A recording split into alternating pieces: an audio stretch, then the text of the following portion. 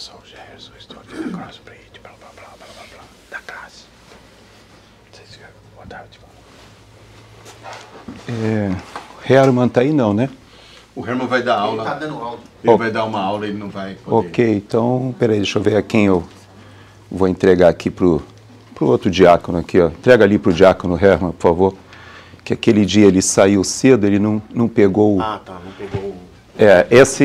Esse é o tamanho do feto de 3 meses que nós recebemos. Eu não sei quantos de vocês... Deixa eu mostrar para as pessoas aqui, aproveitar, já que... É de 12 semanas. How are you doing, Mark? Bem-vindo. Obrigado. Que isso, à vontade. Podemos começar? Estou por conta aqui da TV Flórida. Posso começar? Ok.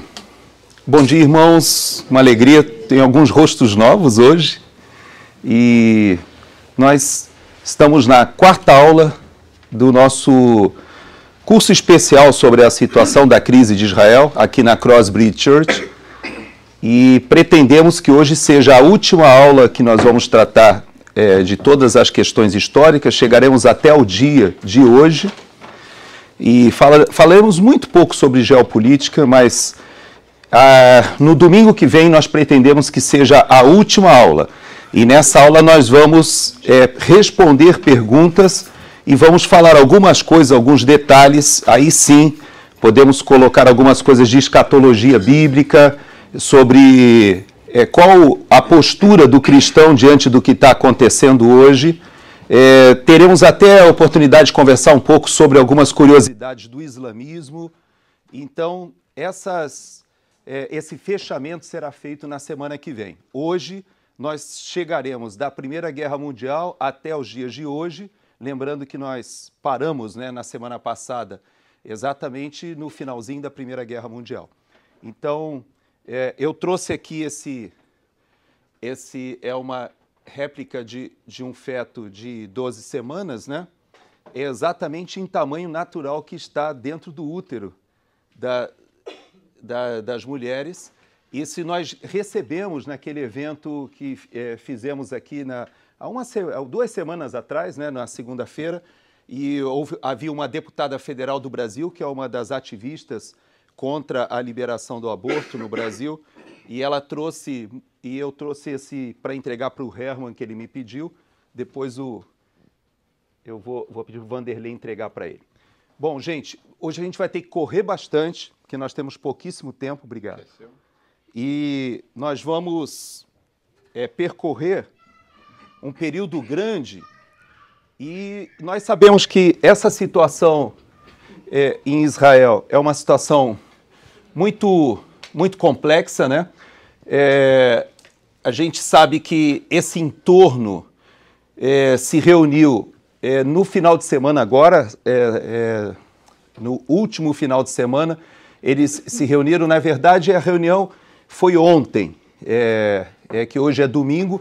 Para os muçulmanos o dia sagrado é a sexta-feira, para os judeus é o sábado e para os cristãos é o domingo. As três maiores religiões monoteístas do mundo, elas têm dias sagrados, vamos dizer assim, ou dias em que elas se reúnem, né, normalmente para cerimônias religiosas em dias diferentes. Os muçulmanos na sexta, os judeus no sábado e a maioria dos cristãos no domingo. Existem cristãos também sabatistas.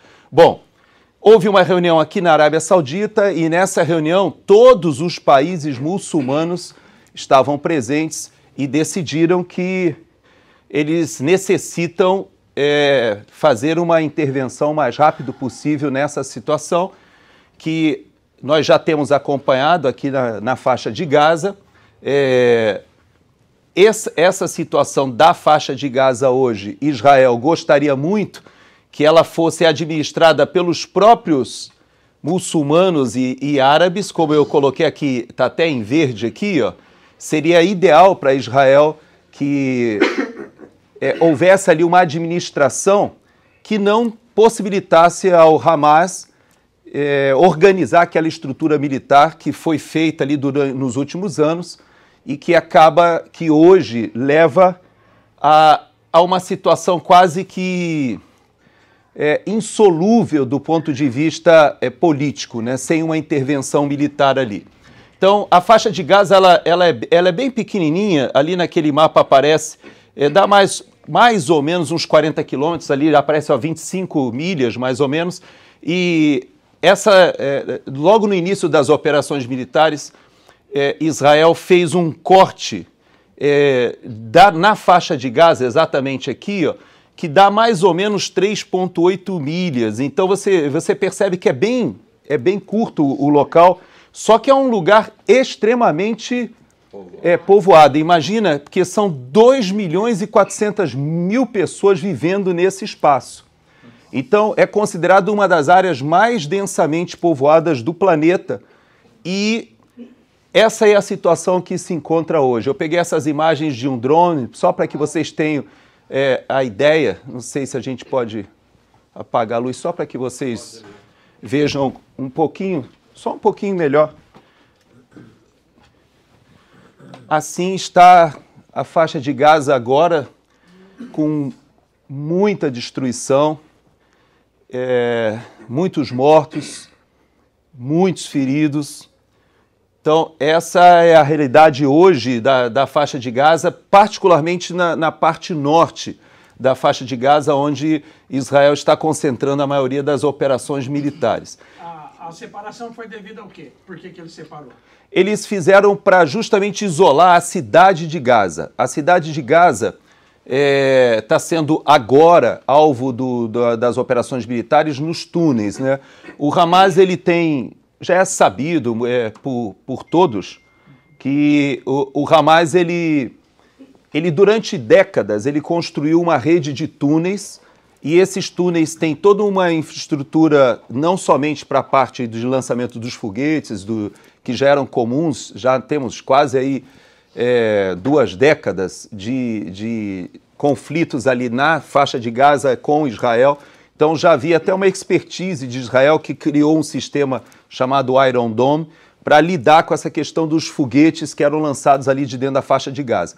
Mas a verdade é que houve muito dinheiro investido na faixa de Gaza na parte de ajuda humanitária, mas que foi desviado pelo Hamas durante muitos anos para a construção de uma estrutura militar vamos dizer assim, no subterrâneo, nesses túneis. Então, o que Israel está fazendo agora é ocupando a cidade de Gaza e destruindo essa estrutura dos túneis. Então, isso vai destruir completamente essa área. Não existe nenhuma possibilidade de as pessoas voltarem a morar aí nesse local sem que antes seja feita uma remoção de todos esses escombros. Então, vai ser um trabalho muito demorado e que nós veremos acontecendo aí nos próximos anos. Não serão meses, não, próximos anos. A reconstrução disso e o retorno da população para esse local. Israel diz que terá que fazer uma administração de segurança do local para não permitir que de novo surja um movimento terrorista armado ali. Então, não sabemos exatamente como vai acontecer. Os países muçulmanos não aceitam essa proposta de Israel e isso está sendo trabalhado. Hoje a gente vai prosseguir e eu peço para vocês desculpa porque eu vou passar muito rapidamente só um resumo aqui do que nós tratamos nas últimas aulas para até ambientar alguém que esteja nos assistindo ali pela TV Flórida, lembrando que a nossa audiência, eu sugiro que vejam os vídeos 1, 2 e 3 das aulas 1, 2, 3 para que vocês entendam melhor o que eu vou falar aqui agora. Então, só uma lembrança, muito rapidamente, 1000 anos antes de Cristo, nós tínhamos os 3 reinos de Israel. Pode acender agora, por favor. Obrigado. Nós temos os 3... Então, 1000 anos antes de Cristo, aproximadamente, nós tivemos ali os reinos de Saul, Davi, Salomão. Nós tivemos o Império Assírio invadindo toda a parte norte, levando embora praticamente 10 tribos dessa região. Sobrou somente o reino de Judá, 2 tribos, Benjamim e Judá, e isso ali no ano 722 a.C. Depois nós tivemos 3 impérios que se sucederam. Então vejam que essa área que está em litígio ela na verdade, depois do reino de Salomão e depois da divisão do reino de Judá e Israel, ela esteve constantemente invadida, seja pelos assírios, depois pelos babilônios, depois pelos persas, depois pelos gregos. Então, foi uma área que, desde o tempo do reino, né, de Judá, quando o reino de Judá é levado cativo para a Babilônia, mesmo quando os persas ali com Dario, Ciro, eles permitem que os judeus retornem, reconstruam aí o segundo templo, né? O primeiro templo foi destruído por Nabucodonosor ali em 500, pelo Império Babilônico até foi 586 ali que é destruído. Quando ele é reconstruído ali em 516, já no Império Persa, essa reconstrução foi muito trabalhosa, mas não chegou a ser aquele esplendor que era o Templo de Salomão e o auge, né, do reino de Israel. E, no entanto, toda essa região passou 3.000 anos, vamos dizer assim, praticamente, sob dominação de outros impérios. Nunca foi estabelecido, depois do reino de Judá, nunca mais foi estabelecido ali um outro estado, um outro país organizado. Até porque era uma região desértica, uma região que não tinha muita atração, então somente no litoral. Então no litoral passava uma porção de povos, mas na verdade nós tivemos tanto os babilônios, quanto os persas, quanto os gregos dominando toda essa região, até que a gente chega no finalzinho, Alexandre o Grande do Império Macedônio morre, o império dele é dividido entre os generais, aí um período ali até 322 fica o reino Ptolomaico, que era de um dos generais de Alexandre, depois os Seleucidas, que é um outro grupo, todos gregos, tá, gente? Domina essa região aqui até 200 a.C., depois nós temos um pouquinho ali o período dos Macabeus, que durante 100 anos os judeus conseguem uma certa administração de Jerusalém, mas ainda sob o domínio todo ali dos gregos, havia toda uma influência grega naquele período. Depois nós vemos o Império Romano. Esse Império Romano, é importante que a gente tenha a noção, ele oportunizou, ainda dentro do Império Romano, as viagens de Paulo, ou seja, Jesus, ele justamente intervém na história da humanidade, Deus faz essa intervenção na história da humanidade, né? João coloca isso de uma forma maravilhosa quando diz que o verbo se fez carne e habitou entre nós. Essa expressão verbo, ela tem toda uma conotação cultural para o grego na época, ele entendia o que queria dizer isso, mas o fato é que Jesus aqui na Judéia, por intermédio de Paulo, o cristianismo ele se espalha por o que seria hoje a Turquia e a Grécia. A última viagem de Paulo é justamente para Roma, que era a capital do império, lá ele morre e ele vai para ser julgado e lá ele é sentenciado à morte. Mas durante todo esse período das viagens de Paulo, o cristianismo se espalha ali no que seria o norte ali da Síria, o que seria a Turquia e o que é hoje ainda uma parte da Grécia e até um pedacinho querendo entrar ali na Europa. Bom, 2 anos depois da morte de Paulo, Jerusalém é invadida e destruída pelos romanos e dessa data até o finalzinho do século ali, até 1948 praticamente, os judeus eles perdem um local de referência que eles pudessem chamar de seu país, ou sua terra, ou seu estado. Nós vamos chegar lá daqui a pouquinho, mas é importante a gente saber que nós estamos falando de quase 2.000 anos.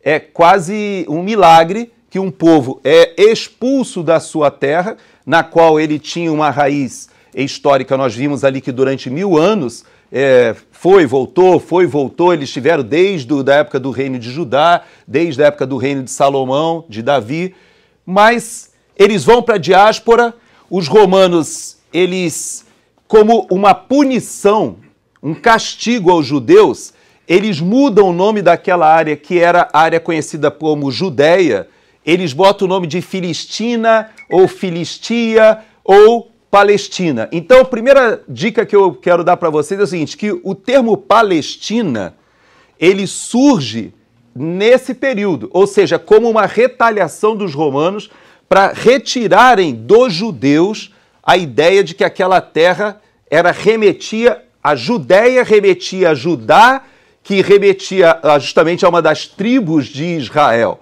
Então, eles fizeram uma destruição tremenda ali naquele local e foi muito violento, e os judeus foram expulsos realmente do que seria Canaã, ou a terra de Canaã, que passou a se chamar de Palestina a partir daí. Bom, nós falamos sobre isso na semana passada, que quando há a destruição desse segundo templo, pois não? Palestina aí pegava essa área que os judeus, que Israel vive hoje. Exato. Palestina, quando eles se referiam ali à Judéia, eles começaram a chamar de Palestina porque até era uma forma de ofender a liderança judaica, porque eles remetiam aos filisteus. Esse nome queria dizer de Filístia, de filisteus, porque eles sabiam que historicamente os judeus tinham guerreado contra os filisteus. Então eles fizeram isso como uma ofensa mesmo, como uma ofensa, mas se referindo à área de Jerusalém. Bom, quando se destrói o segundo templo, é importante nós lembrarmos que dos fariseus nós entramos no judaísmo dos rabinos, né, rabínico. Então esse judaísmo é o que vem até hoje. Eu trouxe, inclusive, depois, quem quiser, por favor, dar uma olhada, 3 rabinos que eu leio. Então, eu sou um cristão que leio alguns rabinos. E esses rabinos, para mim, são 3. Tem vários rabinos muito bons. Então, tem o Harold Kushner, que escreveu um dos livros mais famosos, né, que é Quando Coisas Ruins Acontecem às Pessoas Boas. Interessante esse livro. Ele tem esse livro do Kushner também, Quem Precisa de Deus, muito bom. Esse Abraham Joshua Heschel, ou eu não sei como é que seria a pronúncia dele, talvez Haskell, mas o Abraham Joshua, ele escreveu Deus em Busca do Homem, muito bom esse livro, fala sobre a vida de Jacó. E esse aqui, ó, Para Curar um Mundo Fraturado. Esse daqui já é do Jonathan Sachs, é um outro rabino, mais progressista. Isso é bom. E todos esses livros eu trouxe para depois, se vocês quiserem dar uma olhadinha ali depois da aula, são rabinos que vieram desse período e transformaram o judaísmo numa religião que é seguida hoje por aproximadamente 14 milhões de pessoas no mundo. É um grupo muito pequenininho. Comparando com os cristãos, por exemplo, nós somos mais de 2 bilhões.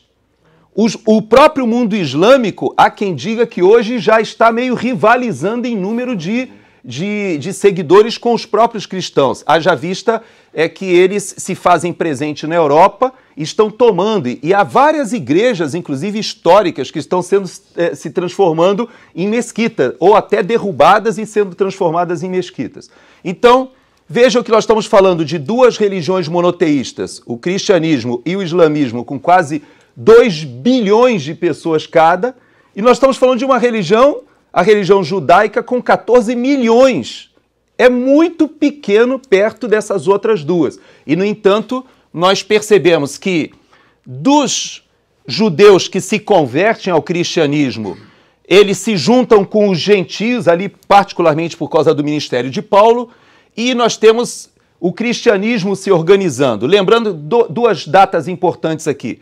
Constantino, em 313, aparentemente ele tem uma conversão, há pessoas que dizem que não foi uma conversão real, outros que foi uma opção política, mas vamos partir do pressuposto de que tenha sido uma conversão real. Em 313, ele transforma o cristianismo numa religião aceitável e ele promove uma série de concílios. Teodósio, em 380, ele transforma a religião cristã em religião oficial do Império Romano. Então, desse período, o cristianismo de perseguido, ele passa a ser a religião oficial do Império Romano. Dos judeus que tiveram contato com o cristianismo e não aceitavam se relacionar com os gentios, vocês lembram que nas cartas de Paulo ali, em Gálatas, né, logo a primeira carta que Paulo escreve, ele já começa a falar, olha, não dá certo esse negócio de você querer impor o judaísmo para os cristãos. O grupo dos cristãos judeus que não aceitavam conviver com gentios, eles fizeram um grupo à parte, que são os ebionitas, os nazarenos, mas, segundo os historiadores, esse grupo acaba se extinguindo. Ele é extinto, e desse grupo deriva o que seria ali em 600 depois de Cristo. Então nós estamos falando aqui já do surgimento de Maomé. O islamismo, ele surge como uma religião monoteísta que entende Jesus como um profeta. Então é interessante que eles, ao contrário dos judeus que seguiram a linha rabínica, que não reconhecem Jesus, alguns grupos até reconhecem que ele foi um judeu, foi um mestre e tal, mas eles não o reconhecem como um profeta, eles não dão a ele esse status que os próprios islâmicos dão. Então, por quê? Porque eles derivam desse grupo aqui, ó. Então, muito rapidamente, nesse período, então, nós dividimos o Império Romano no Império do Ocidente e o Império do Oriente, e em 395 acontece essa divisão que vai originar esses dois ramos da igreja cristã à época, e que até hoje tem reflexos para a gente. Só como curiosidade, essa cruz da igreja ortodoxa grega ou russa, né, ucraniana, essa cruz, ela é diferente da cruz, a nossa cruz normal cristã, que foi adotada pelo Ocidente, e eu fui pesquisar por que tem esse traço aqui, e aí o que eu consegui descobrir foi relativo a essa imagem. Esse tracinho em cima seria aquela placa que foi colocada em cima com os dizeres de Jesus, o rei dos judeus, e essa de baixo, segundo a tradição, seria um local onde era apoiado o pé de Jesus que foi crucificado. Segundo a tradição, é por isso que essa... E na igreja ortodoxa russa, eles ainda têm esse traço meio na diagonal, assim. Porque, aí eu fico devendo para vocês. Mas, basicamente, essa diferença surge, só como uma curiosidade. E esse Império do Oriente, ele acaba se sobrepondo sobre esse do Ocidente e forma o Império Bizantino. O Império Bizantino, ele domina essa área aqui da Palestina, né? Ou seja, a Palestina que os romanos tinham designado, eles dominam, ou seja, essa área se torna cristã dentro da cultura cristã do Império Bizantino, aquela cultura ortodoxa, vamos dizer, com a cultura grega. Então, eles vão para cá, esse grupo, inclusive, eles vão abandonando o latim e começam a adotar o grego. Essa é uma das grandes diferenças, que a igreja depois católica apostólica romana, ela adota o latim e esse grupo continua mantendo o grego. Então, o auge acontece em 527 depois de Cristo. O auge do Império Bizantino. Só que esse Império Bizantino ele vai continuar brigando, nós vamos ver com o surgimento aqui do Islã, né, dos muçulmanos, e até mesmo com invasões que vêm do centro da Ásia, várias invasões. Então, esse império ele vai até 1453, que quando a gente estuda história, nós temos essa data como uma data que é referência ali de divisão da Idade Média, porque é a queda de Constantinopla, quando a gente lembra da escola, né, quando a gente estuda, 1453. Então, nós vamos perceber que vai até lá, só que antes de chegar em 1453, depois do auge em 527, surge a pessoa de Maomé.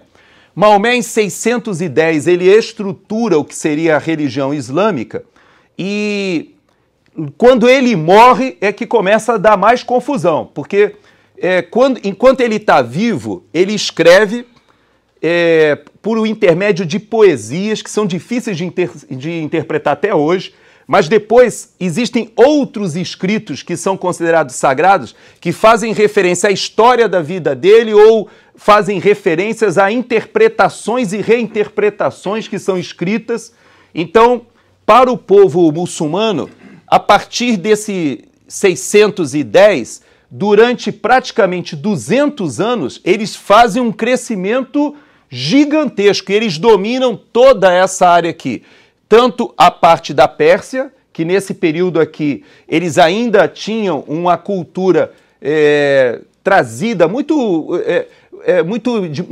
misticismo, né? O zoroastrismo misturado com uma série de práticas politeístas. A própria a região da Arábia Saudita era uma região muito politeísta ainda.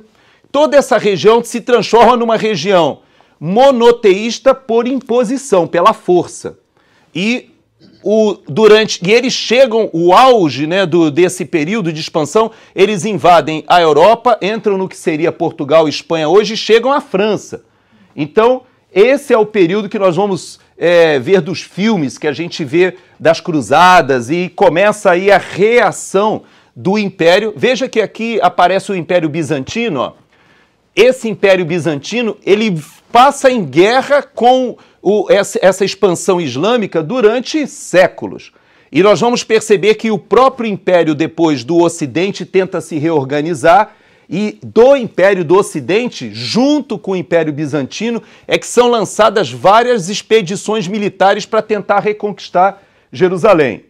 Então, aí nós temos as famosas cruzadas, né? Então, eu coloquei muito rapidamente ali, teve a primeira, a segunda, a terceira e quarta cruzada. Então, começa ali no ano 1095, a última vai até 1200 e qualquer coisa. Então, as cruzadas, esse período, a última cruzada está ali na faixa de 200 anos depois da virada do milênio, e eles estão combatendo o movimento muçulmano, os islâmicos, aqui na área do que eles chamavam de Terra Prometida ou Terra Santa. Então, essas lutas de reconquista da Terra Santa foram 200 anos de guerra, em que os cruzados vinham, dominavam Jerusalém, aí os povos muçulmanos vinham e retomavam de novo, e essa briga ficou durante vários anos, até que em 1291 eles perdem de vez, e os muçulmanos fazem um acordo dizendo que permitiriam aos cristãos visitarem Jerusalém para práticas religiosas, etc. Mas vejam que, vocês repararam que esse período todo eu não falei em judeu. Os judeus aí não eram nem considerados.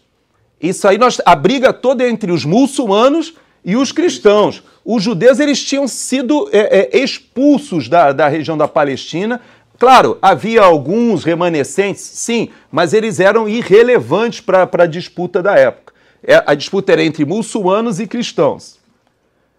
Bom, quando nós chegamos em 1453, como eu falei para vocês, o Império Bizantino ele sucumbe, e o Império Otomano ele toma Constantinopla, né? E a partir daí, esse Império Otomano, que é um império que adota e que traz a religião muçulmana, esse Império Otomano, veja que ele não é predominantemente árabe, ele é turco-otomano com a religião muçulmana. Mas, obviamente, ele acaba tendo, até pela conexão cultural e religiosa, ele acaba dominando toda essa região, que já tinha sido aquela região que os muçulmanos haviam se expandido na época da criação do Islã. Depois eles retraem com o Império Bizantino, e agora, em 1683, era essa a formação, que foi o auge do Império Otomano. Veja que ele dominava todo o norte da África, quase chegou a entrar de novo ali em Portugal e Espanha, não chegou a entrar, mas ele entrou pelos Balcãs e foi embora. Veja que ele foi parar ali na Hungria, toda a parte central ali, ó, vai bater lá na Alemanha. Então, ele entra na Europa e domina toda essa região, o Império Otomano. E aí a gente chega na Primeira Guerra Mundial. A Primeira Guerra Mundial, nós temos, muito rapidamente, eu não vou falar nem sobre a Primeira nem sobre a Segunda Guerra aqui hoje, mas só para a gente lembrar, a Alemanha, junto com o que seria o remanescente do Império Austro-Húngaro, mais a Bulgária e mais o Império Otomano, que é esse Império Otomano já não era mais esse do auge, né? Ele já tinha se reduzido praticamente ali a região da Turquia, entrando ali para o norte do Irã. Esse período aqui, ó, da Primeira Guerra Mundial, quando os alemães, os franceses, os italianos, ajudados pelos americanos, eles vencem a Primeira Guerra Mundial, os franceses e os ingleses, eles tomam essa área aqui, ó, e olha o que acontece. O Império Otomano, ele dominava a Palestina. A partir da Primeira Guerra Mundial, nós temos, essa área foi dividida, a França fica com a Síria, que pega a atual Síria e o Líbano, e a Inglaterra, o Reino Unido, ele pega o que seria o Iraque hoje, pega até o Kuwait, e entra toda na área da Palestina, pega Israel, pega a Jordânia, pega toda essa área aqui, ficou com os ingleses. Então, depois da Primeira Guerra Mundial até o final da Segunda Guerra Mundial, quem estava dominando a Palestina, então? Os ingleses. Nesse período, quando os ingleses estão dominando a Palestina, aí começa a vir levas de judeus retornando para a Palestina. Então é importante a gente entender que os próprios ingleses, eles também denominavam aquela área como Palestina. Então eles adotavam o mesmo nome do que os romanos haviam adotado. Mas não havia um povo palestino e sequer havia uma nação palestina. O que havia, os ingleses reconheciam, é que aquela terra era chamada de Palestina, aonde viviam povos árabes, judeus, a grande maioria de religião muçulmana ou religião judaica. E havia cristãos, remanescentes daquelas confusões todas que passaram ali de cruzada, etc. Também havia cristãos. Nesse período, então, nós vamos rapidamente, eu vou ler para vocês, para que a gente possa ter tempo para conversar sobre outros assuntos mais à frente. Eu fiz uma timeline aqui só para a gente lembrar, tá? E depois nós vamos falar um pouquinho mais à frente. Então, Primeira Guerra Mundial vai de 14 a 18, o Império Otomano perde o controle da região e a Grã-Bretanha assume o mandato da Palestina. Guerra Árabe-Israelense em 1948, que vai de 47 a 49. A criação do Estado de Israel levou a confrontos com os países árabes vizinhos. Então, essa aqui é a primeira guerra de Israel. Israel como Estado, essa é a primeira guerra que acontece. Em 1947, quando a ONU ela é organizada, né, a Liga das Nações, ela evolui para o que seria hoje a Organização das Nações Unidas de hoje. Há aí a participação de um brasileiro, o Graça Aranha, ele era o presidente da Assembleia Geral e ele conseguiu pedir um tempo, né? Ele fez um recesso, fez a negociação e conseguiu a maioria dos países votarem para a criação do Estado de Israel, e por isso que em Israel tem até monumento, rua com o nome do Oswaldo Aranha. Eu sei que aqui tem várias pessoas que já estiveram em Israel, sabem disso. Agora, quando acontece isso, houve uma proposta da ONU, que eu vou mostrar daqui a pouco, para a criação já de 2 estados. Então, quando foi criado o Estado de Israel, já foi criado pela ONU, a proposta foi a criação de 2 estados. Não foi criado o Estado de Israel e não contemplado o povo árabe que morava na Palestina. Não, foram criados 2 estados, essa era a proposta. Só que os árabes não aceitaram. E eles imediatamente, se juntaram, todos os povos, dizendo, não, isso é inadmissível, e eles invadiram Israel, Israel se defende e ganha. Ele vence essa primeira guerra. Muita gente fala que a Guerra dos 6 Dias, a Guerra do Yom Kippur foram milagres, mas eu acho mais milagre essa aqui, eu confesso para vocês, porque Israel não tinha estrutura nenhuma, não tinha exército, foi um negócio ali tudo improvisado, mas eles conseguiram resistir. E depois dessa primeira guerra, nós temos algumas guerras acontecendo. Preste atenção numa coisa. Década de 40, a Guerra da Independência. Década de 50, nós vamos ter a Guerra do Suez. Essa Guerra do Suez aqui, basicamente foi o seguinte, o Nasser, que era o presidente do Egito, né? Ele resolve nacionalizar o Canal de Suez. O Canal de Suez tinha sido construído com verba, né, com investimento inglês, francês, ele resolve nacionalizar, a França e a Inglaterra não aceitam, Israel fica do lado dos franceses e ingleses contra os egípcios, e é óbvio que os egípcios iam perder. Não perderam. Por que eles venceram? Porque nós estamos na Guerra Fria. Lembre que nós já estamos na bipolaridade, Estados Unidos e União Soviética. O que a União Soviética faz na época? Ela vai para o lado dos egípcios. E o que os Estados Unidos fizeram na época? Decidiram não entrar do lado dos ingleses e franceses para não escalar. Eles tinham acabado de vir da Segunda Guerra Mundial. Havia a questão do artefato nuclear em desenvolvimento. A Rússia, a União Soviética já havia conseguido fazer os testes nucleares, então os Estados Unidos cede e, na verdade, Israel, a França e a Inglaterra perdem, né, o controle do canal de Suez, mas o que acontece é que é criada uma missão, uma força de paz que fica entre o Egito e entre Israel. Essa força de paz, inclusive, foi integrada por brasileiros. Muitos brasileiros foram para essa força de paz no Suez. Bom, década de 60, existe a Guerra dos 6 Dias. Essa Guerra dos 6 Dias, eu vou falar sobre ela daqui a pouquinho, o Israel luta contra todos os vizinhos ao mesmo tempo e derrota todos eles em uma semana. Então, nossa, como é que pode uma coisa dessa? Eu vou explicar daqui a pouquinho. Depois, na década de 70, veja, década de 40, 50, 60, 70, ou seja, não ficava 10 anos sem ter uma guerra ali em Israel. Então, década de 60, a Guerra dos 6 Dias, década de 70, Guerra do Yom Kippur, que essa Guerra do Yom Kippur, essa sim, foi uma guerra que Israel foi invadido de surpresa no feriado do Yom Kippur, e essa foi realmente uma situação de a gente olhar do ponto de vista militar. Nós, militares, estudamos isso na academia militar. Nós estudamos essas manobras para ver como aconteceu isso na época e aprender as lições de doutrina, né? Então, foi realmente uma guerra impressionante. Depois, em 1982, Israel invade o Líbano, já numa reação em relação ao que o Irã fazia com o Hezbollah no Líbano. Nós vamos falar disso um pouquinho mais para frente. Havia a Organização para a Libertação da Palestina e vários atentados terroristas acontecendo. Depois, em 87 a 93, nós temos a primeira intifada. O que é a intifada? É um levante dos povos que vivem na Palestina, dos árabes, contra a ocupação israelense na Cisjordânia e na faixa de Gaza. Veja que aqui eu passei a adotar o nome palestino, e esse nome palestino ele foi criado no âmbito da Guerra Fria. Não existia um povo palestino, como não existe de fato um povo etnicamente falando palestino. Existem os árabes, que são muçulmanos, que moram na Palestina ou que viviam na Palestina.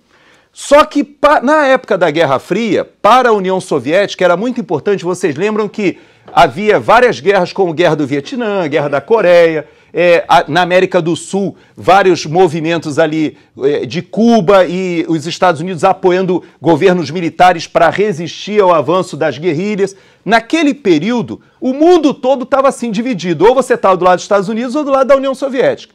E os soviéticos, eles criaram essa narrativa junto ao povo árabe desde a Segunda Guerra Mundial. É interessante que termina a Segunda Guerra Mundial, quando os russos e a União Soviética eles dividem Berlim.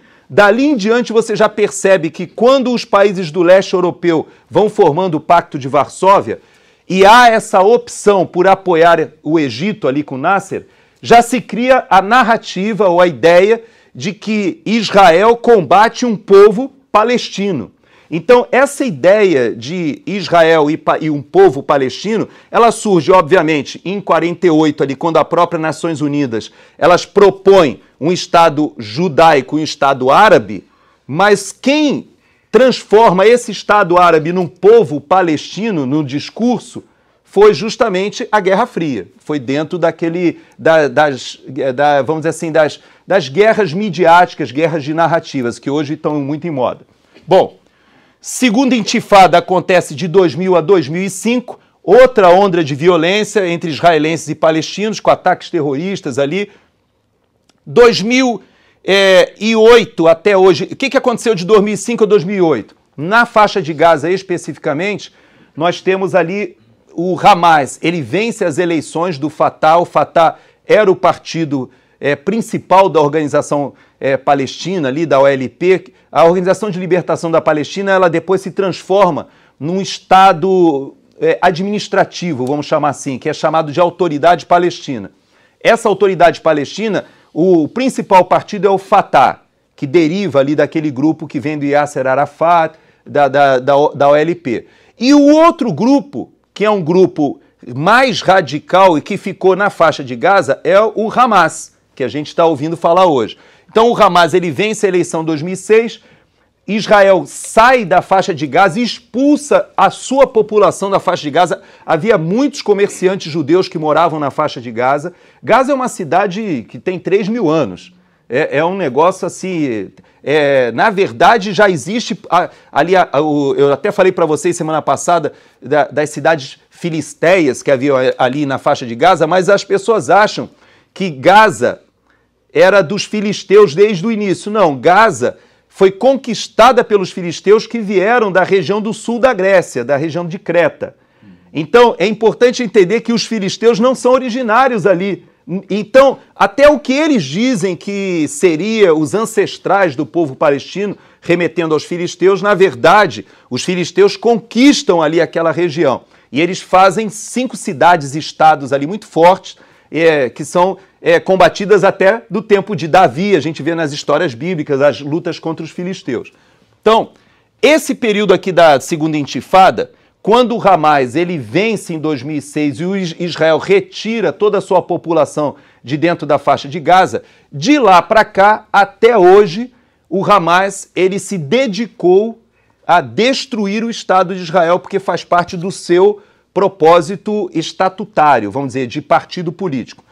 A maioria dos países considera o Hamas hoje uma organização terrorista, a maioria dos países do Ocidente, das grandes economias, mas existe um grande grupo, principalmente ligado ainda dentro daquela ideia do mundo bipolarizado, o mundo que era mais conectado ao Pacto de Varsóvia, à União Soviética. Vários desses países entendem o Hamas como um grupo político que resiste contra a ocupação de Israel. Nós vamos falar sobre isso daqui a pouquinho. Bom, deixa eu tomar uma água aqui que... Dê uma olhadinha, por favor, nessa imagem, que ela é muito importante para a gente entender uma opção de coisas que nós vamos falar agora.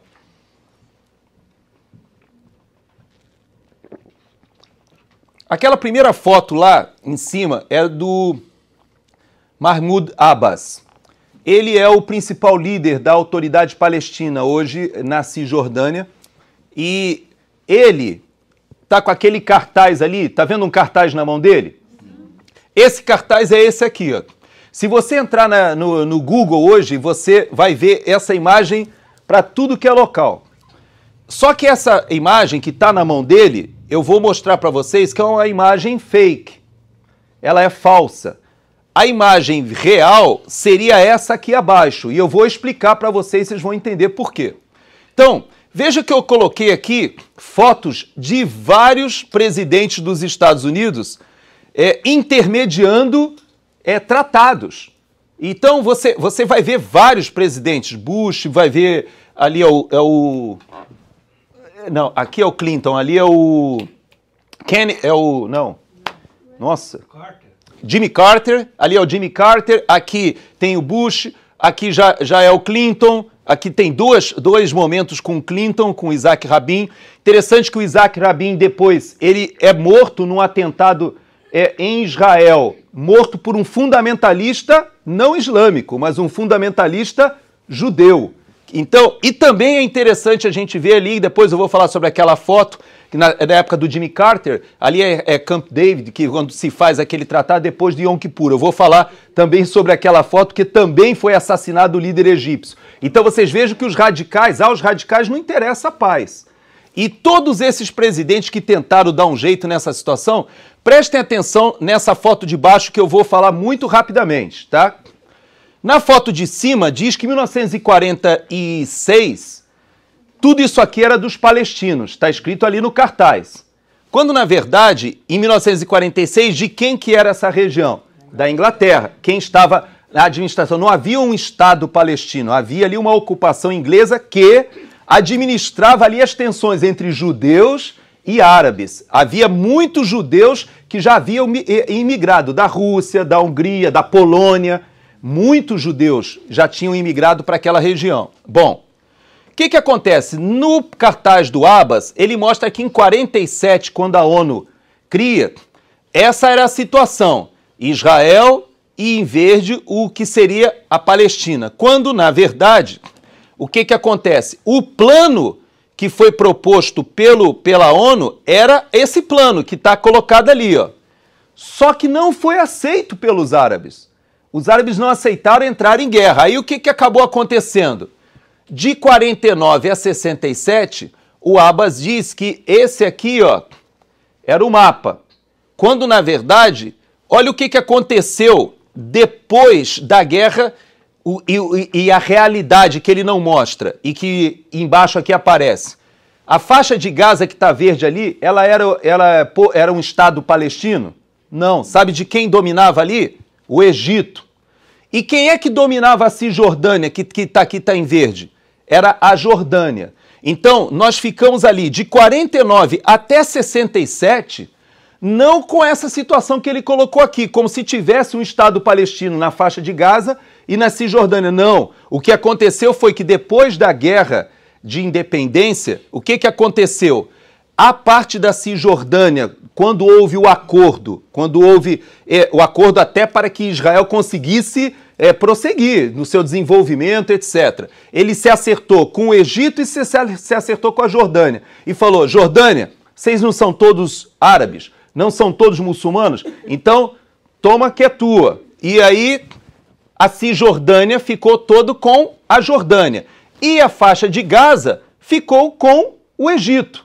Bom, aí nós temos a Guerra dos 6 Dias. Quando tem a Guerra dos 6 Dias, Israel domina tudo. Ou seja, ele pega tudo, pega Jerusalém. Lembrando que quando há criado aqui o Estado de Israel, Jerusalém fica sendo uma administração internacional. Na Guerra dos 6 Dias, Israel toma tudo. Toma a faixa de Gaza, toma a Cisjordânia, toma as colinas de Golã, da Síria. Na verdade, ele toma até um pedaço do Egito Grande, porque ele pega toda a península do Sinai. Nós vamos falar sobre isso depois.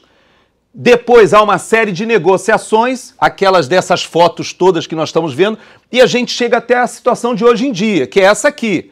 Tem o Estado de Israel, tem a Cisjordânia com a administração que é feita pela autoridade palestina e o Hamas, que é o outro grupo político, dominando a faixa de Gaza. Então essa é a situação de hoje. Essa aqui foi a proposta lá de 47 da ONU. Então veja que é uma lástima que na época os árabes não tivessem aceito essa proposta, porque eles estariam com um território muito maior, na verdade, e nós poderíamos ter uma situação de coexistência, se é que seria possível, mas essa era a proposta lá em 47. Presta atenção, essa foi a proposta, inclusive, defendida pelo Oswaldo Aranha. Então, o diplomata brasileiro na ONU, ele fez gestões para que isso aqui fosse aprovado. Então, veja, nós temos ali o Estado de Israel, sendo que você olha assim, nossa, esse pedaço todo ao sul aqui para Israel, o que é esse pedaço? Era deserto puro. Nada, mas não tinha nada. Era deserto puro. Só tinha alguma coisa ali na faixa do litoral. E veja que Israel perde tudo que está. A parte toda a leste ficaria para o povo árabe. E isso aqui seria o Estado árabe. Vê que aqui não se fala em Estado palestino. Vocês percebem que nos documentos fala em Estado árabe e Estado judeu. Bom, olha só, isso seria o Estado. Olha só, hoje sobrou um pedacinho e esse pedacinho, porque na verdade eles não aceitaram, houve obviamente a guerra. Aí vamos aqui para esse período. Nesse período, os judeus que chegaram lá em Israel eram muito pobres. Vinha gente do norte da África, gente da Europa, gente... E imediatamente o povo de Israel nesse período, eles foram levados... a organização política muito centralizada, muitos vieram ainda, inclusive do norte, vindo particularmente da Rússia, vieram do período soviético, então traziam a mentalidade socialista. Mas o fato é que eles educaram, fizeram esse canal aqui, que quem conhece Israel, quem já esteve lá hoje, isso é o tal do milagre de Israel, que é uma coisa impressionante. Esse canal ele traz água lá do Jordão, vai lá para o sul e corta aquele deserto todo e transformou várias daquelas áreas do deserto em áreas de plantação e hoje Israel exporta alimento até para a Europa, por incrível que pareça. Os kibbutz, criaram-se os kibbutz, que eram organizações com inspiração até socialista, né, até comunista, e esse foi o início daquele movimento. O que acontece na Guerra dos 6 Dias? Prestem muita atenção, isso aqui é bem rápido, eu vou falar.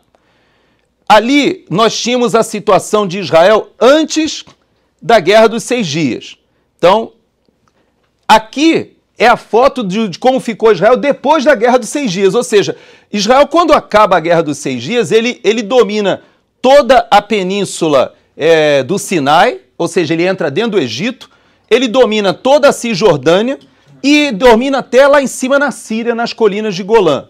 Pô, mas como é que ele fez isso em 6 dias? Então, vamos entender para a gente compreender a história.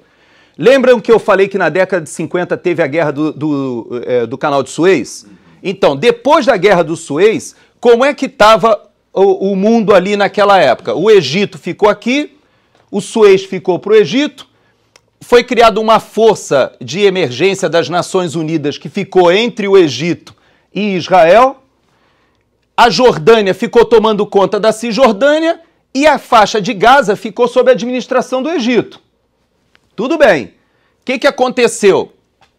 Ali em 1966, o Serviço de Inteligência de Israel já vinha acompanhando, eles se organizaram para fazer uma grande invasão de Israel. Então, o Egito mandou avisar para as Nações Unidas retirarem as forças daqui, eles levaram equipamento militar para a faixa de Gaza, a Jordânia se preparou para a invasão ao sul e pela Cisjordânia, aqui em direção a Jerusalém, e a Síria preparou a invasão.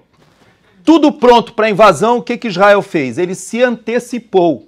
Então, Israel, na verdade, em 6 dias, ele destruiu toda a força aérea e todos os blindados de todos os países que iam invadir.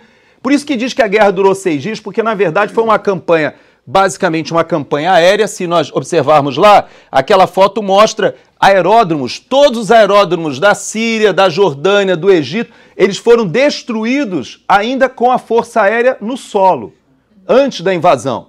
E as colunas de blindados, etc., foram atacados, por isso que em 6 dias todos esses países pediram um acordo de paz, né, uma trégua, e esse acordo de paz colocou Israel com essa situação aqui, ó. Dominou toda a península do Sinai, dominou toda a Cisjordânia, dominou a faixa de Gaza e dominou as colinas de Golã. E também dominou Jerusalém. Jerusalém, que era uma administração internacional, passou a ser só de Israel. Então, na verdade, Israel, depois da Guerra dos 6 Dias, dominou tudo. Bom, houve uma série de acordos e tal, e aí nós chegamos à situação da Guerra do Yom Kippur. Eu estou passando bem rapidamente, aí já na década de 70. Na Guerra do Yom Kippur, houve novamente, todos esses países se juntaram para invadir Israel. Só que agora eles invadiram. Israel não conseguiu prever a invasão, não fez aquele ataque preventivo, eles invadiram, depois Israel reage, aí já com o apoio dos Estados Unidos, e essa reação acontece, e aqui naquela foto nós temos a Golda Meir, que é o pessoal mais antigo aí vai lembrar, ali está do lado dela o Moshe Dayan, que era um general famoso, né, porque ele tinha um tapa-olho aqui, o pessoal que é mais antigo lembra, né, o pessoal que é do grupo do Cibalena, e o nosso grupo, o Bridge Grupo, né, o grupo que se reúne dos velhinhos, e aqui nós temos aquela reunião de Camp David que eu falei de 78, e que o Menachem Begin se reúne com a Anwar Sadat, e essa reunião celebra a paz e que ou abre a possibilidade de se devolve para o Egito a península do Sinai,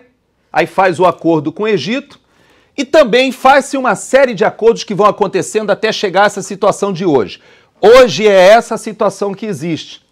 Depois daquele monte de acordos que foram feitos, é isso que existe hoje. O que se chama de West Bank aqui nos Estados Unidos, né, seria a Cisjordânia, é uma área que é administrada pela autoridade palestina, basicamente pelo Fatah, e a faixa de Gaza também é administrada pela autoridade palestina, mas pelo outro partido político, que é o Hamas. O Hamas, na verdade, ele expulsou o Fatah da faixa de Gaza com muita violência, foi uma guerra entre o Hamas e o Fatah.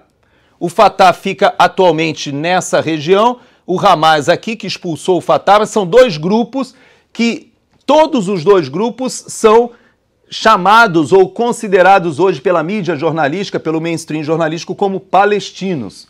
Então, na verdade, são árabes, predominantemente muçulmanos, e em Israel? Em Israel, 25% da população é árabe e muitos muçulmanos. Então é interessante que em Israel nós temos árabes, várias placas, vocês que já foram a Israel sabem que as placas estão, várias placas, quase todas as placas estão escritas, tanto em hebraico quanto em árabe, para que as pessoas possam entender.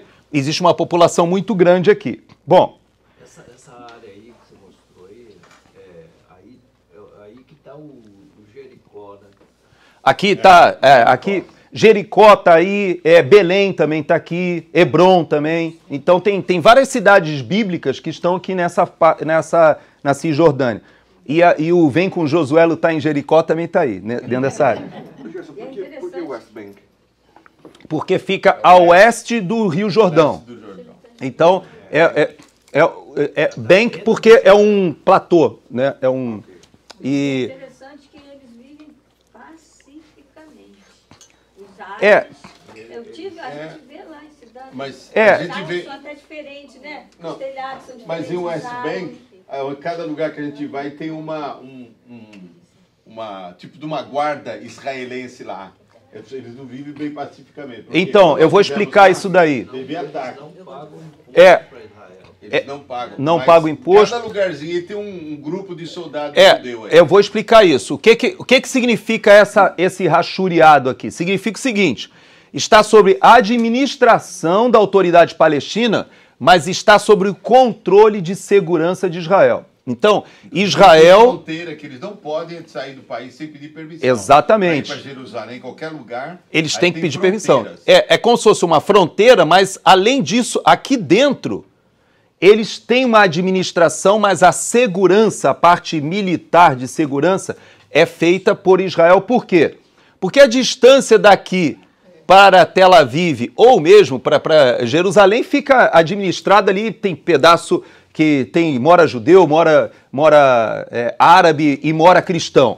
Mas Tel Aviv, que é o centro, vamos dizer assim, político, administrativo e econômico, ele fica aqui, se você pegar um caça aqui, ele em 3, 4 minutos ele está lá em Tel Aviv. Então, se Israel não fizer o controle desse espaço aéreo, o controle militar, ele simplesmente já teria sumido. E por isso também que Israel não devolve as colinas de Golã para a Síria. Porque aqui, essas colinas de Golã, elas dominam as nascentes do Rio Jordão e também porque elas têm um comandamento, ou seja, de cima dessas colinas, você tem o controle de toda essa região norte de Israel. Então, por isso, eles também não devolvem. Aqui tem uma força de paz da ONU, tal, etc.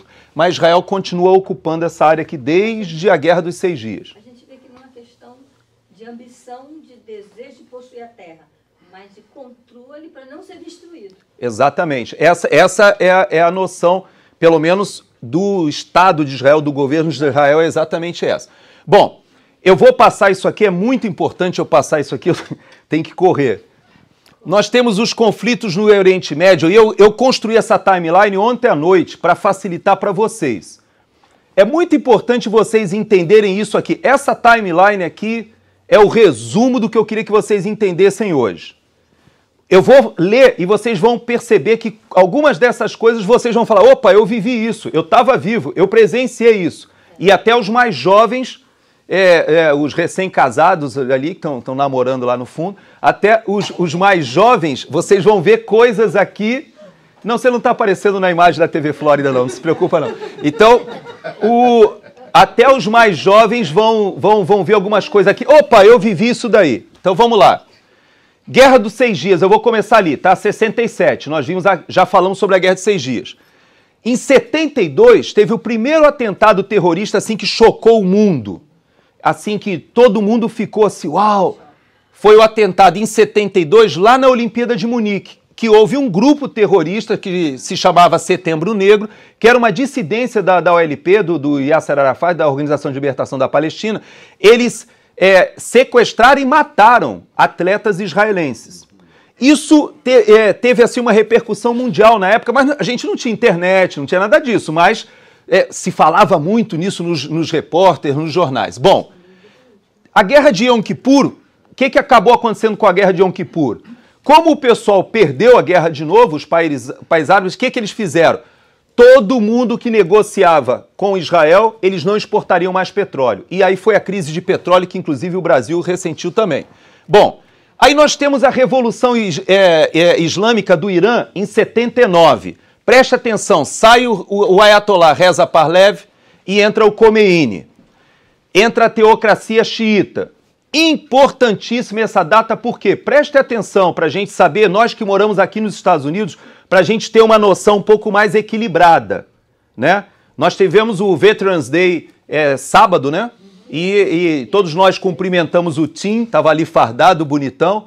Então, nós militares temos uma conexão com esses conflitos diferente do político, do civil. Nós somos aqueles que têm que ir para lá, para a guerra, para defender os interesses políticos, morrendo e matando. Essa que é a verdade. Mas é importante a gente entender o que aconteceu nesse período. Esse Ayatollah Reza Pahlavi, ele tinha o apoio dos Estados Unidos. Ele ficou 20 anos governando o Irã. Era amigo dos Estados Unidos. Inclusive o Irã, ele era bem ocidentalizado. As mulheres usavam calça jeans, estudavam, as mulheres... era um ambiente muito, vamos dizer assim, aberto ao Ocidente. Bom, quando entra a Revolução Islâmica com Khomeini, aqui começa a briga Estados Unidos-Irã. Então é muito importante vocês entenderem que o que está acontecendo na faixa de Gaza hoje, na verdade, é uma briga não entre Israel e os palestinos. Essa briga, ela é uma briga que remonta a esse período aqui, que é uma guerra entre os Estados Unidos e o Irã. E eu vou mostrar isso para vocês aí, que é um proxy war, que a gente chama, uma guerra de procuração. Igual está acontecendo na Ucrânia, em que a OTAN, ela alimenta os ucranianos para combater os russos. Aqui, ali em Israel, o que está acontecendo é que o Irã, ele alimenta o Hezbollah e o Hamas contra Israel e os Estados Unidos apoiam Israel. Então, é uma guerra de procuração entre Estados Unidos e Irã. E nós vamos perceber isso aqui, ó. Presta atenção. Quando tem a revolução no Irã, 52 reféns americanos ficaram 444 dias presos. Eles invadiram a embaixada dos Estados Unidos lá em Teherã. Isso chocou o mundo. Os mais jovens nem tem notícia, mas há filme sobre isso. Mas esse período, 444 dias presos lá, foram torturados, foi uma coisa terrível. Eles acabaram sendo devolvidos nos primeiros minutos do primeiro mandato do Ronald Reagan. Quando o Ronald Reagan assume, nos primeiros minutos eles são devolvidos, numa negociação. Guerra Irã-Iraque, de 80 a 88. Veja, quem é que os Estados Unidos apoiavam na guerra Irã-Iraque? O Iraque. Por quê? Porque quando o seu, vamos dizer assim, o seu apoiado, que é o Reza Pahlavi, ele é substituído pelo Khomeini e a teocracia xiita, ou essa revolução islâmica, se instala no Irã, eles têm os Estados Unidos como o grande inimigo. Inclusive, teve uma situação aqui que não dá tempo de eu contar, mas basicamente o próprio Reza Pahlavi, ele vem aos Estados Unidos fazer um tratamento de câncer, uma coisa assim, e por causa disso acaba tendo um grande problema diplomático aqui. Mas de todo jeito, só lembrando, esse período aqui, quando começa a guerra Irã-Iraque, os Estados Unidos apoiam o Iraque contra o Irã. É uma guerra muito desgastante, muitas mortes. E aí, o que acontece? Em 82, no meio dessa guerra, Israel invade o Líbano. Por quê? Porque o Líbano era apoiado, o Hezbollah, que atacava Israel e que apoiava a guerrilha contra Israel, era apoiado pelo Irã. Então, o Irã falou assim, bom, então já que os Estados Unidos está apoiando o Iraque contra mim, eu vou apoiar o Hezbollah contra Israel. E aí, Israel invade o Líbano, em 82. Presta atenção agora, o ataque à embaixada dos Estados Unidos aos Mariners, em 83. Essa foi, talvez, para os Estados Unidos, a gota d'água. Aqui já tinha sido terrível para os Estados Unidos, mas, na verdade, eles acabaram sendo devolvidos. Agora, aqui não, aqui houve muitos mortos, tanto no ataque à embaixada, quanto no quartel, vários quartéis dos Mariners aqui. Bom, houve esse atentado aqui no voo da Panam em 88, em Lockerbie, na Escócia, que morreram 259 pessoas. Cai esse avião lá na Escócia. Quem faz esse atentado é justamente a Frente para a Libertação da Palestina, apoiada pelo Hezbollah, ou seja, o Irã também. Os Estados Unidos abatem, por engano, um avião comercial iraniano ali em 88, no Golfo Pérsico. Foi por engano, já foi feita investigações, o próprio Irã reconhece isso, mas abateu um avião civil, um avião comercial iraniano e morreu um monte de gente. Isso aconteceu de novo depois por coisas, né, da história. O próprio Irã também abate um avião comercial agora por ocasião da questão da Ucrânia também. Mas, na época, isso foi um problema. Queda do Muro de Berlim em 89. Fundamental a gente entender isso aqui. Por quê? Porque quando acaba a Guerra Fria, muito dessas guerras aqui, atentados terroristas, elas estão no contexto da Guerra Fria. Na verdade, é Estados Unidos contra Irã, que era apoiado pela União Soviética. Então, Israel apoiado pelos Estados Unidos e todos os países do entorno contra Israel apoiados pela União Soviética. Quando acaba a Guerra Fria, nós temos assim, bom, agora a coisa vai melhorar, né? Mas, na verdade, o que acaba acontecendo? A guerra do Iraque, logo depois, o que foi essa guerra do Iraque e do Kuwait, que é a Guerra do Golfo? Foi a grande operação militar americana. O Iraque, quando sai da guerra contra o Irã, ele resolve invadir o Kuwait, porque o Kuwait estava vendendo petróleo, na época, fora dos acordos de produção. O Iraque queria que o preço do petróleo subisse, o Kuwait não respeitou, começou a aumentar a produção, o Iraque invade o Kuwait. O que acontece? Os Estados Unidos formam um grupo, uma coalizão de países, expulsam o Iraque do Kuwait.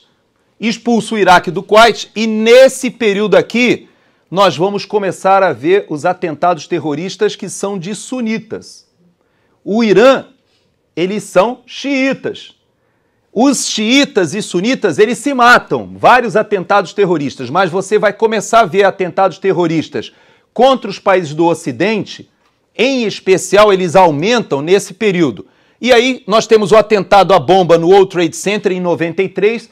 Muita gente nem lembra, mas houve um atentado à bomba no World Trade Center em 93 que antecedeu os atentados de 11 de setembro de 2001. Então, esse aqui eu creio que até os mais jovens aqui lembram, né? Você já lembra?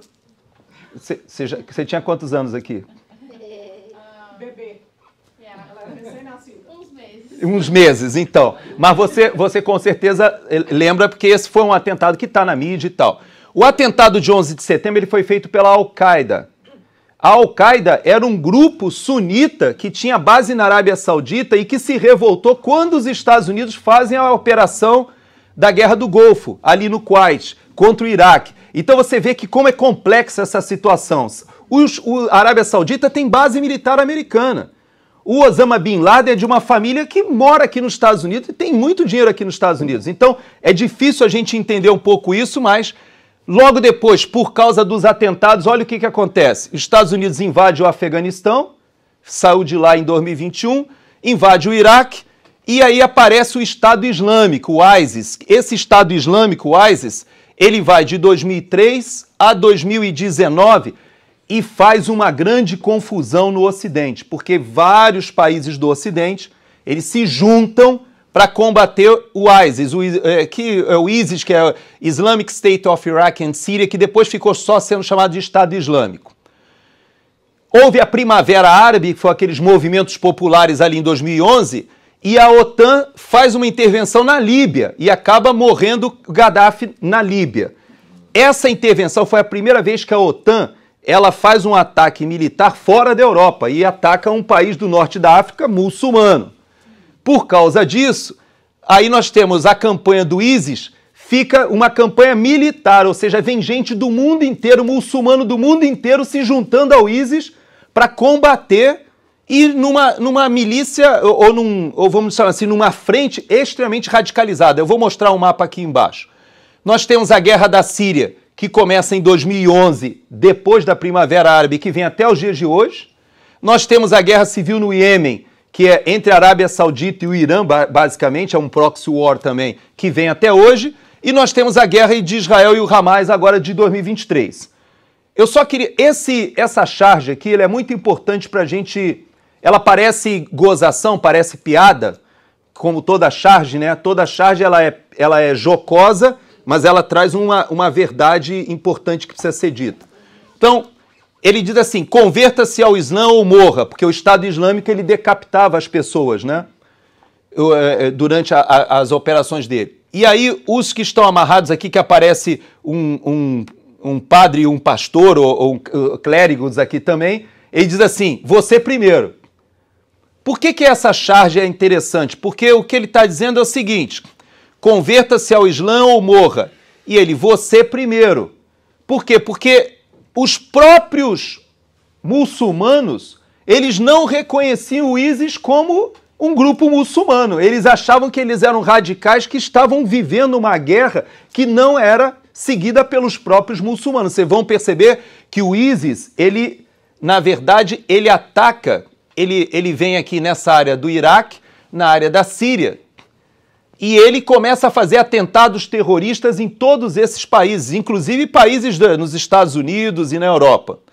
Nesse período, essa reação à presença dos Estados Unidos no Iraque e o próprio Estados Unidos retornam e vão para dentro da Síria, o que aconteceu? Esse grupo, por incrível que pareça, quando eles vão para esse extremismo de sair degolando as pessoas e mostrar isso na televisão, isso inaugura isso que o Hamas fez agora. O Hamas, ele na verdade, ele fez um atentado terrorista com a intenção de expor o terror midiaticamente. O ISIS fazia a mesma coisa, o ISIS. Eles degolavam as pessoas e mostravam os vídeos. E quando eles fizeram isso, por incrível que pareça, eles degolavam não só cristãos, eles degolavam principalmente toda e qualquer pessoa de grupo muçulmano que não aderisse à jihad islâmica, ou seja, a guerra islâmica que eles entendiam que era a guerra que tinha que ser travada. Só para vocês, eu vou ler muito rapidamente. O Hamas, por exemplo, tem no seu estatuto assim, ó, Alá é o nosso objetivo, o profeta é o nosso modelo, o Corão é a nossa constituição, a jihad é o nosso caminho e morrer pela causa de Alá é nossa maior esperança. Então isso é o Hamas.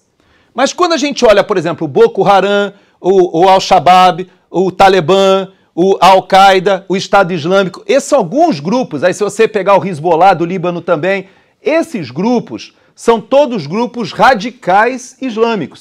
Os próprios muçulmanos no mundo não os reconhecem, grande parte dos muçulmanos não os reconhecem como seguidores dos princípios ou dos ensinamentos de Alá, ou dos princípios e ensinamentos de Maomé. Então, essa é uma das grandes dificuldades, porque você vê aqui, ó, o Boko Haram, eles são do árabe, a educação ocidental é um pecado, isso quer dizer Boko Haram. O grupo tem como base o estado de Bono, no norte da Nigéria, e países vizinhos, como Chad, Camarões e Níger. Foi fundado em 2002 e, em 2015, ele se aliou ao Estado Islâmico para purificar o Islã no país mais populoso da África. Ele quer purificar o Islã, eles não estavam nem brigando com os ocidentais, eles saíram matando os muçulmanos. E aí, por causa disso, o Al-Shabaab, por exemplo, ele fica ali no chifre da África, também ali na área da Somália. Mesma coisa, ele se aliou à Al-Qaeda e se aliou à Al-Qaeda contra os países do Ocidente. O Talibã, lá no Afeganistão, mesma coisa. O Estado Islâmico, eu já falei. A Al-Qaeda, que foi aquela dos atentados do 11 de setembro e vários outros atentados no mundo. Cada um desses grupos são grupos radicais. E eles acabaram obrigando que todos os judeus que viviam nesses países árabes voltassem para Israel. Então isso aqui é só para a gente ter uma ideia. Em 48, em cada um desses países aqui tinham judeus. Olha a população. E olha a população em 2022 de judeus. O pessoal teve que, no Egito, de 75 mil só sobraram 3. Só o pessoal que é oficial ali da embaixada. Então vocês veem, na Líbia tinha 38 mil, hoje não tem mais ninguém. No Iraque tinha 150 mil, hoje não tem mais ninguém. Então, eles foram obrigados a sair desses países por causa justamente da perseguição. Os refugiados judeus de países árabes, é importante que são, após o renascimento de Israel em 48, mais de 850 mil judeus fugiram da perseguição e voltaram ali para Israel. Eles perderam suas casas, embora algumas de suas comunidades tivessem mais de 2.000 anos. Vários desses judeus que moravam nesses países, as comunidades eram comunidades que fugiram daquela diáspora dos romanos. quando os romanos destruíram Jerusalém. Então eles estão há 2000 anos nesses países e foram expulsos. Com aproximadamente, olha só, mesmo sendo um país novo, com aproximadamente 650 mil habitantes, Israel passou a absorver não apenas sobreviventes do Holocausto, mas também os judeus que fugiam dos países árabes. Então, por isso que o próprio árabe é uma língua falada em Israel também, porque muitos judeus árabes são judeus, mas falam o árabe. E temos muitos árabes que são muçulmanos e são cidadãos de Israel, por incrível que pareça. Então, árabes que vivem em Israel, presta atenção nisso aqui, em 48, os 160 mil árabes palestinos que permaneceram dentro das fronteiras de Israel se tornaram cidadãos do país. 3 árabes israelenses foram eleitos para o primeiro Knesset, que é o congresso deles lá, é o parlamento. Em 2014 havia 12 membros árabes israelenses no parlamento. Em 2022, os partidos árabes conquistaram um total de 10 cadeiras, ou seja, existe árabes, cidadãos israelenses lá. Isso não acontece em nenhum outro dos países árabes muçulmanos. Não existem judeus participando da vida política nos outros países. Atualmente, nós temos 2 milhões de árabes que são cidadãos israelenses. Gente, mora mais ou menos em Israel ali menos de 10 milhões de pessoas. Nós temos 2 milhões que são árabes israelenses que são cidadãos de Israel. O hebraico é o idioma oficial, o árabe está presente em todos os documentos voltados aos cidadãos. Israel estabeleceu políticas de ação afirmativa para auxiliar as minorias a conquistarem total igualdade social e econômica. No ano 2021, pela primeira vez na história política do Estado de Israel, um partido árabe entrou na coalizão de governo encabeçada por Naftali Bennett. Ou seja, os árabes em Israel eles participam da vida política, cidadãos israelenses árabes. Isso, infelizmente, não acontece no entorno. Então, é muito difícil a negociação política por causa disso. Sobre a Cisjordânia que vocês me perguntaram, a maioria dos palestinos na Cisjordânia mora em centros urbanos, como Nablus e Tulkarm. Comunidades palestinas na Cisjordânia, entre 95% e 98% da população palestina vive em 40% da área, deixando o restante praticamente despovoado. Por que eu fiz questão de colocar aqui? Aparece Nablus, que é a maior cidade palestina na Cisjordânia. Porque não é por falta de terra, gente, não é por falta de espaço, de território, que a gente não consegue um acordo de paz ali. É uma questão de realmente não se reconhecer a formação do Estado de Israel. Então, desde o início aí que a gente está falando sobre isso. Essa imagem eu já mostrei para vocês hoje de Jerusalém.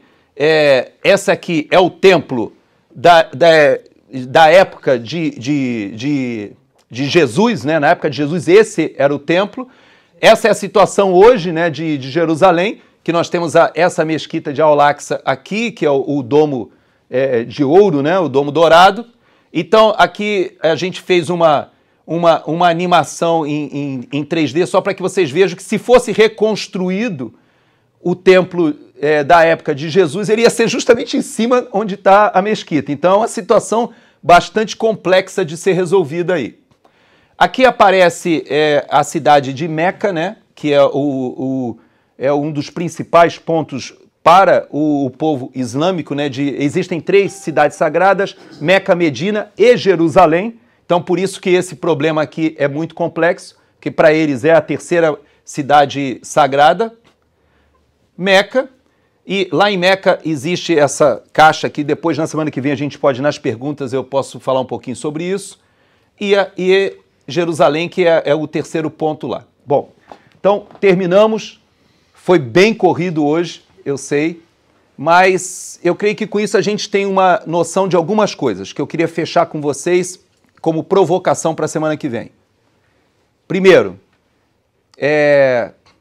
a solução da paz ali é uma solução complexa porque ela envolve questões religiosas, como nós viemos falando todos os últimos 3 domingos, mas também questões políticas e econômicas. E geopolíticas porque tem interesses do Irã, dos Estados Unidos e agora da própria Rússia, da própria China. Na semana que vem eu vou trazer algumas fotos para vocês mostrando que quem tem feito hoje a articulação política ali é a China. Os Estados Unidos, pela política externa dos últimos anos, perdeu espaço ali na região e hoje quem faz essa articulação são os chineses, grande parte. A própria África, hoje, os russos estão muito mais presentes militarmente. Então, nós temos uma situação complexa ali, que tem questões religiosas, questões políticas, questões geopolíticas, econômicas, etc. Então, nós cristãos precisamos entender que esse não é um problema eminentemente religioso. Só que semana que vem nós vamos falar sobre escatologia um pouquinho. Por quê?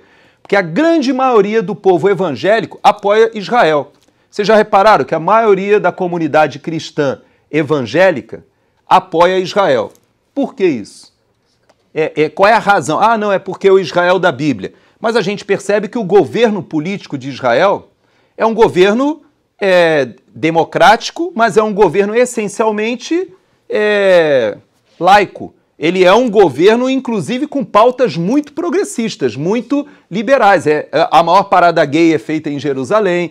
Todo aquele entorno monoteísta islâmico enxerga Jerusalém como um local de perversidade, onde o pessoal tem uma vida devassa, aquela coisa. O ataque, um dos locais do ataque que houve no dia 7 de outubro foi numa festa rave. Aliás, por coincidência, organizada por brasileiros, né? Ali, essa festa rave.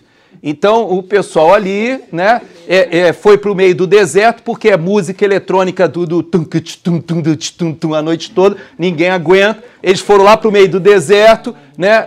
A gente sabe como é uma festa rave. Então, esse ambiente é o ambiente de Israel, é um ambiente democrático, é o único país do Oriente Médio que você realmente pode ter liberdade religiosa, liberdade política, etc.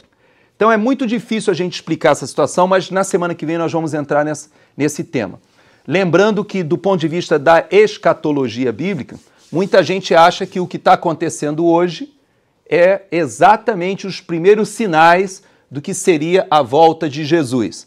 E na semana que vem vocês podem me perguntar, porque o povo islâmico também acredita na volta de Jesus, por incrível que pareça. Então, eles têm a volta de Jesus na escatologia islâmica. E como é isso? Então, na semana que vem, a gente vai falar um pouquinho sobre isso. E o principal que eu peço que vocês orem durante a semana e me cobrem na semana que vem. Como é que nós cristãos nos posicionamos com essa situação que está acontecendo hoje em Israel? Né? Qual deve ser a nossa postura? Porque eu vejo muita gente adotando uma postura política, quando é muito importante que nós tenhamos uma visão espiritual do que está acontecendo, à luz das nossas convicções e à luz da Bíblia, principalmente. Tá bom? Então vamos orar? Vamos terminar a nossa aula de hoje. Pai, muito obrigado, ó Deus, porque nós sabemos que a Tua misericórdia, a Tua soberania, sabemos que nada escapa ao Teu controle, e quando a gente vê a história da humanidade, quanta coisa aconteceu, o desvirtuamento, ó Deus, daquilo que Cristo trouxe, mostrou, propagou. Em poucos séculos, a própria igreja se transforma numa instituição tão afastada daquilo que Jesus nos ensinou. E a história envolve o ser humano e o homem decaído que avança na tecnologia, avança nas ciências, mas absurdamente volta às guerras, a se matarem, a brigarem por questões das mais diversas, e a gente percebe como nós carecemos, Senhor, da tua misericórdia, da Tua presença. E nós queremos Te pedir, Senhor, que Tu possas usar a igreja, a cada um de nós, como disseminadores da paz, Senhor Deus, disseminadores da verdade, disseminadores daquilo que Jesus nos ensinou. E que nós possamos olhar para essa situação que está acontecendo no mundo, não somente em Israel, na Ucrânia, no Iêmen, na África, mesmo lá na Ásia. Quantos países estão vivendo essas situações de guerra nesse momento? Nós percebemos a violência aumentando nas cidades do Ocidente também, violência na Europa. Então a gente sabe, violência no Brasil. E a gente quer Te dizer, Senhor, nós Te pedimos, Senhor, misericórdia. Te clamamos, ó Pai, pela Tua unção, pela Tua presença, para que a Tua igreja saiba se posicionar diante de cada uma dessas coisas. Sabemos, nós conhecemos a Tua palavra e acreditamos, ó Deus, que o Senhor é Deus soberano e a vitória já está dada sobre Satanás, sobre o inimigo das nossas almas. Nós sabemos disso, No entanto, nós vivemos no hoje presente e sabemos que temos um papel, propósito e precisamos fazer diferença nos dias que a gente vive. É o que a gente clama, Senhor. Abre as nossas mentes, nos dá discernimento, em nome do Senhor Jesus. Amém, Deus. Gente, desculpe, hoje entramos no horário do culto. Foi muito corrido.